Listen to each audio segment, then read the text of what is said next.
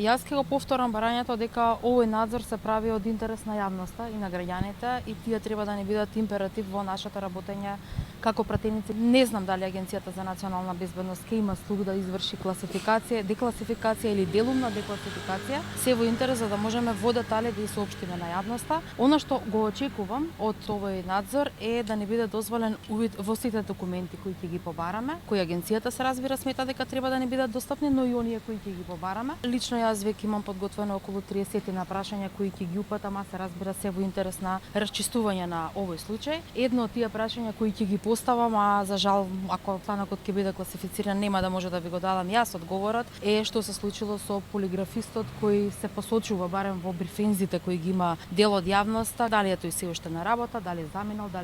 под притисок. Што се случило со шефот на внатрешната контрола, зашто тој бил сменет, според мои информации, можеби не е вистина, зашто тој бил сменет непосредно пред да започне оваа внатрешна истрага во агенцијата, и тоа се многу прашања кои, како што реков, се во интерес на овој надзор и велодинување на вистината околу овој така наречен скандал.